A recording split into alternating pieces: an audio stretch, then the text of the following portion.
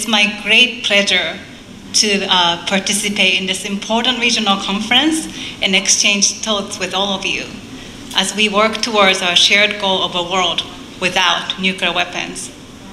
I'd like to thank all of you for being here and thank all the co-organizers for making this conference a reality, especially the Ministry of Foreign Affairs of Kazakhstan. We've heard some presentations from our colleagues earlier about the humanitarian consequences of nuclear weapons, including the testimony from Mr. Dmitry Basilov. We cannot and should not talk about nuclear weapons without squarely facing the devastating consequences they have on people and our natural environment. And it is particularly important to do so at this conference, as your region experiences such devastating consequences, and the current global challenges we face make the discussion even more relevant. So why talk about peace and disarmament education? Before I go further, I want you to pause for a moment and think about a social issue you personally care about. Can you recall how you developed your interests and passion? Was it something you personally experienced or by someone close to you? Was there something you read or watched that helped you develop your perspectives? What was so powerful about it? Now, I also want you to think about a political process you have engaged in, either currently or in the past. I'm sure there were some elements of self-education where you made yourself familiar with the issue. You may also have worked to inform key stakeholders about the matter. In some cases, you may have worked on awareness-raising campaign to inform the broader public. So you can see it may not be an exaggeration to say that education is part of all our endeavors, and it holds the same for nuclear disarmament. Here you may notice that I'm using the term education rather broadly. I believe education can take a number of forms. It's not confined to school-based learning, although it's very important. When we share information, share perspectives, or engage in dialogues, we are engaging in opportunities to facilitate learning. And that's what I mean by saying education. So my organization, Soka Gakkai International, has engaged in various forms of peace and disarmament education activities at the grassroots level, based on our conviction that education and awareness raising is the key to strengthening the norms against nuclear weapons, and also to empower individuals to become engaged in the issue. And you see some examples in your packets today. We have also continued to provide opportunities for young people to listen to survivor testimonies, as even in Japan, such opportunities are becoming rare. Peace and disarmament education is critical in strengthening and promoting norms against nuclear weapons and other weapons of mass destruction. Yet, we often do not pay attention to it, perhaps because we engage in educational activities quite unconsciously.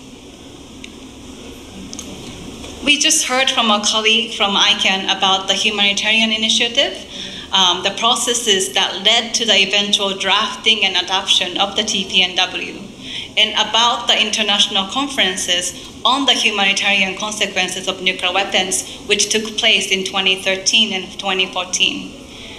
These were vital occasions for learning about the catastrophic impacts that would result from any use of nuclear weapons, and for dissemination of the facts of these realities to a broad international audience.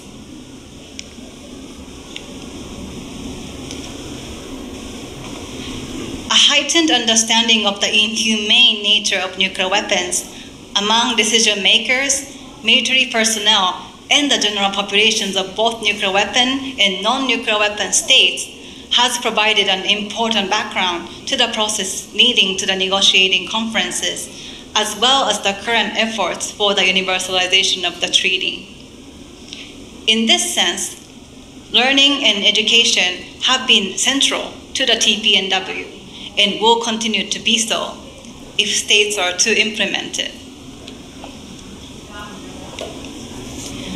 The preamble of the TPNW, the Treaty on the Prohibition of the Nuclear Weapons, states,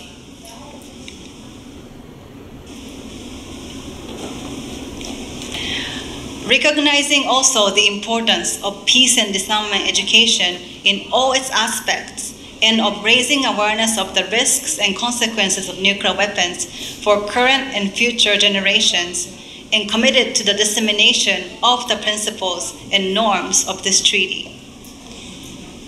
Peace and disarmament education is essential to the achievement of the objectives of the TPNW, as awareness raising for the public will help underpin and maintain the principles and norms of the treaty globally. Peace and disarmament can only be achieved through an informed and continued demand by people, understanding each person's common responsibility for achieving this goal, and strengthening the norm that disarmament, including the prohibition of nuclear weapons, is a critical step for international peace and security. That your countries are part of the nuclear weapon-free zone in Central Asia shows your commitment to the world without nuclear weapons. So it is our hope that as the first nuclear weapon-free zone in the Northern Hemisphere, you would help spread and strengthen the norms against nuclear weapons globally by supporting and joining the TPNW. And to that end, I'd like to share some ways in which you can increase the normative impact as you work toward joining the TPNW and beyond. First, as I mentioned in the beginning, I strongly believe that any education about nuclear weapons must include, and ideally start with, raising awareness about the devastating humanitarian consequences of nuclear weapons. As we heard in the powerful testimony by Mr. Vasilov, learning about the impact of nuclear weapons reminds us what they really are, that they are weapons of mass destruction designed to kill hundreds of thousands of people while causing long-lasting damage on people's health and our environment over generations. Such learning helps us understand that this is not an abstract issue about political tools. It is about our lives, all of us. In a study conducted in the UK in December 2021, the Nuclear Education Trust gathered 211 responses from teachers within secondary schools across England, representing 7% of secondary schools in the country. Their study found that 93% of the respondents do not agree that nuclear disarmament education is too political to be taught in schools.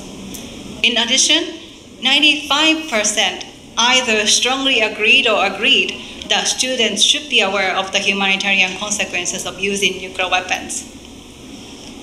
I believe every person deserves to know about the danger of nuclear weapons, and that the only way to ensure our collective security is their elimination. It is therefore my strong wish that you will continue to help raise awareness.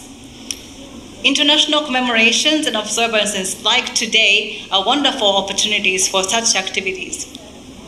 This March, we also mark the first International Day for Disarmament and Non-Proliferation Awareness, an initiative of Kyrgyzstan. I applaud the government of Kyrgyzstan for their efforts and hope we can all support that. In addition, your countries could provide support, which could be financial or institutional, to international organizations, associations of survivors and affected communities, civil society and educational institutions promoting peace and disarmament education, particularly regarding the TPNW and the humanitarian consequences of nuclear weapons. You may support research on the humanitarian and environmental consequences of nuclear weapons. And finally, you could support research addressing the role that colonialism, racism, patriarchy, and other structures of oppression have played and continue to play in the development, deployment, testing, and use of nuclear weapons. Second, nuclear weapon-free zones are excellent venues for promoting disarmament education. Conferences like this are a valuable venue for mutual learning and to identify action plans.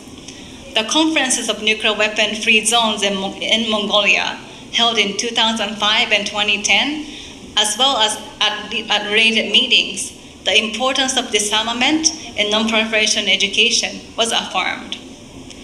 The 2018 report on cooperation among nuclear weapon-free zones, published by the Vienna Center for Disarmament and Non-Proliferation, identifies disarmament education as a potential area of collaboration among various nuclear weapon-free zones.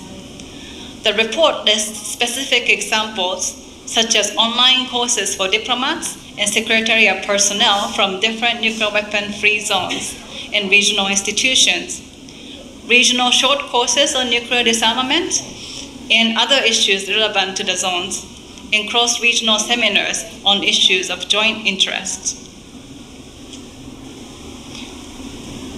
As an example, OPANAL, which ensures compliance with the Treaty of Tlatelolco, which is the nuclear weapon-free zone in Latin America and the Caribbean, conducts many educational activities. Our local organization of the Soka Gakkai in Mexico has worked closely with OPANAL to conduct educational and awareness-raising activities. Most recently, in July this year, Secretary General of OPANAL attended the opening of the exhibition Everything You Treasure, which we co-produced with ICANN at the Dr. Jose Maria Luis Mora Research Institute. I hope we can continue to raise awareness of the important role that nuclear weapon-free zone in Central Asia and the TPNW Asia plays in international security, both within your region and globally. Such educational opportunities could be available for various audiences such as diplomats, general public, and youth. This afternoon, we will also hear about the complementarity between the nuclear weapon-free zone in Central Asia and the TPNW. Deepening our understanding of these multilateral instruments will help us perceive how they work in synergy with each other. We hope that such information will continue to be shared with the key stakeholders within your governments, as well as those in civil society and public, to gain their support of the TPNW. My organization has worked closely with the Caribbean region, for example, and together with our colleagues from ICANN to support the universalization of the TPNW in the region. And it was similar efforts to gain their understanding of the complementarity between the Treaty of Tlatelolco and the TPNW, as well as the relevance of the issue to the region. That accelerated the pace of ratifications and signatures in the CARICOM region. Finally, there are other actions you could take both domestically and at the international fora to demonstrate your support for peace and disarmament education. Please continue to articulate in your statements that peace and disarmament education is a key element of fulfilling obligations for nuclear disarmament. Please support the inclusion of youth in delegations regarding nuclear disarmament and policy conversations, including the TPNW meeting of states parties and intersessional meetings. You can also support UN initiatives, such as the UN Secretary General's biannual study on disarmament and non-proliferation education. We should also become familiar with the UN ODA disarmament education strategy. The Office for Disarmament Affairs Regional Center for Peace and Disarmament in Asia and the Pacific works on the disarmament education theme as well, and it conducted baseline research on disarmament education. I saw that Tajikistan and Uzbekistan are part of the study, and I look forward to seeing the results when they are published. To conclude, as a person of faith, I must share that despite the challenging nature of our work, I remain hopeful. As informed citizens, let us take what we have learned into action and do all that we can to achieve a world without nuclear weapons. I thank you very much.